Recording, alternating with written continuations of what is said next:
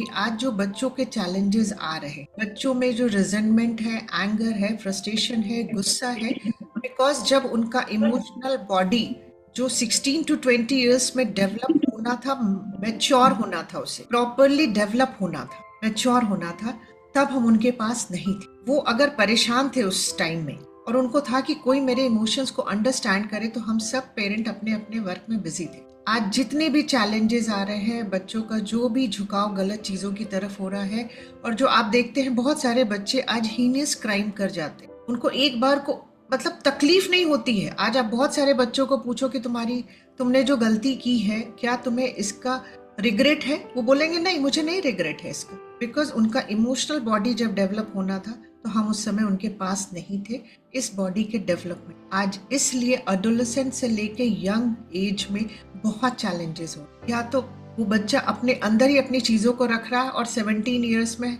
Myocardial infection, heart attack को invite कर रहा है, एंजाइना को इनवाइट कर रहा है, और या जो अपने अंदर स्टोर नहीं कर पाता वो बर्स्ट आउट हो रहा है और हीनियस क्राइम में अपने को लेकर के जा रहा है। तो इसके लिए रिस्पॉन्सिबल सिर्फ और सिर्फ हम पेरेंट्स हैं, क्योंकि हमें इसका ज्ञान नहीं है। इस बॉडी के डेवलपमेंट के टाइम हमें अपने बच्चों के साथ रहना। आप देखिए ना, 16 टू 20 इयर्स, इसके पहले जो होता है एडोलेसेंट एज ग्रुप होता है बच्चों का, उसमें हार्मोन चेंजेस अलग ही होते रहते हैं, बॉडी में चेंजेस होते रहते हैं, ऊपर से इमोशनल चेंजेस हो रहे हैं। 3 चेंजेस को बच्चा समझ ही नहीं पा रहा है। हमारे आप कन्वर्सेशन देखिए ना, अगर वो कुछ गलत करता है तो हम कहते हैं यार तुम बड़े हो गए, तुम्हें इतना भी नहीं समझ में आता है, ठीक।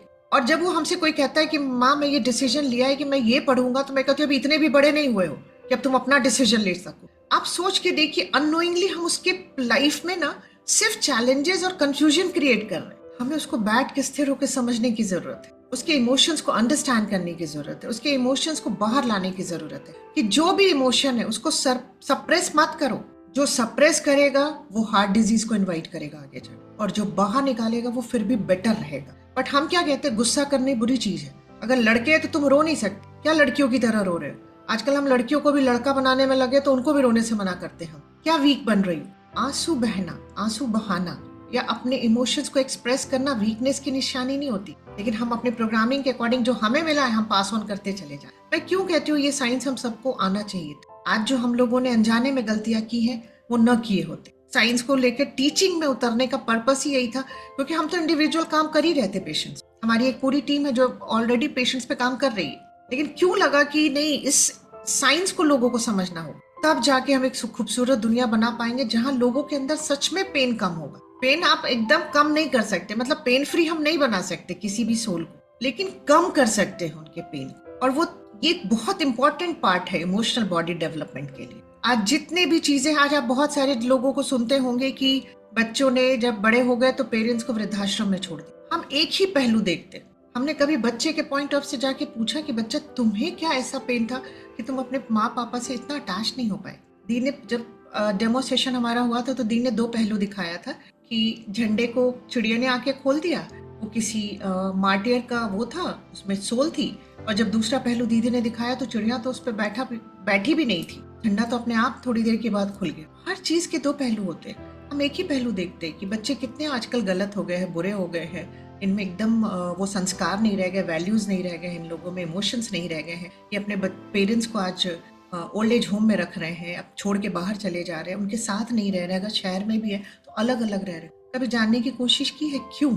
हम अपने से कंपेयर करते हैं कि हमारे भी पेरेंट्स का जो बिहेवियर था कुछ हद तक ऐसा ही था, बट हमने तो नहीं किया। हमारे हाथ में ना इतने सारी वाइट दुनिया भी नहीं देख रहे थे हम एक मोबाइल के थ्रू। आज बच्चों के अंदर जो केओस है ना, मैं और आप समझ भी नहीं सकते। हमारा बचपन फिर भी बहुत अच्छा बीता है, जितने भी यहाँ लोग, हम लोग मैक्सिमम लेट 40s के हैं, हम लोग 50s में हैं, तो हमारा बचपन फिर भी आज के बच्चों से बहुत बेहतर बीता है। हमने प्यार एक दूसरे के साथ शेयर किया, हम लोगों ने अपने सैडनेस एक दूसरे के साथ शेयर किए, भाई बहन के साथ, कजन्स के साथ शेयर किए, राइट। तो मेरा जो कहना है कि आज के बाद हमें इमोशनल बॉडी पे, और खास करके ये जो एज ग्रुप होता है, ये तो खैर लिखा कहते हैं कि 16 टू 20 ईयर्स तक फुल डेवलपमेंट हो जाता है इसका, इसमें ज्यादा हमें केयर करनी, बट मैं कहती हूँ 13 ऑनवर्ड्स ही केयर करनी अगर हम अपने बच्चे को इमोशनली स्ट्रॉन्ग बनाना, राइट। मेंटल बॉडी डेवलपमेंट होता है 21 से 30 ईयर्स। इसी समय में आप देखिए कि हम लोग डिसीजन लेने लायक हो जाते हैं, हम क्या हमें करना है नहीं करना है, हमें इस एज तक आकर के क्लैरिटी आ जाती है। और 30s के लेट 30s में आप देखिएगा कि हम लोगों को टुवर्ड्स स्पिरिचुअलिटी मन करता है कि भगवान को जाने क्या है वो, हम क्या है, मैं क्यों आई हूँ इस दुनिया में, what is the purpose of my life, ये सारी चीजें इस एज के साथ आती। और इसका ना ये सीक्वेंस ही है डेवलप करने। बहुत सारे लोगों को मैं आज देख रही हूँ कि वो क्या करते हैं, अपने छोटे से बच्चे को किसी भी स्पिरिचुअलिटी नहीं कर सकते, रिलीजन को लेकर के वो क्या करते हैं, उसमें डाल देते हैं कि मेरा बच्चा बचपन से ही गीता पढ़ रहा है, मेरा बच्चा बचपन से ही ये चीजें पढ़ रहा है। मैं एक ही चीज कहती हूँ ना कि जिस सीक्वेंस में डिविनिटी ने हमें बनाया है उसको वैसे ही डेवलप होने दिया जाए। हमें उन्हें सब कुछ सिखाना है, हमें प्रेयर सिखानी है उन्हें, हमें उनसे कैसे इबादत करनी, सब सिखाना है हमें अपने बच्चे। बट कहते ना सीक्वेंस जो दिया है डिविनिटी ने उसके अकॉर्डिंग अगर हमारा बच्चा डेवलप हो। मैंने आज देखा है बहुत सारे ऐसे बच्चों को, उन्हें ग्रंथ तो पूरा याद है बट बाकी डेवलपमेंट उनके नहीं अच्छे, ना उनका फिजिकल डेवलपमेंट अच्छा है, ना उनका मेंटल डेवलपमेंट अच्छा, और इमोशनल भी नहीं अच्छा है। वो सिर्फ स्पिरिचुअली ग्रोन अप हो गए। ये भी सही। अगर कोई मेरी बात से अगर एग्री नहीं करते इन चीजों को लेकर के, किसी के बच्चे अगर उन चीजों में है, तो मैं आपसे हाथ जोड़ के बोलती हूँ, I am sorry, please forgive me, I love you.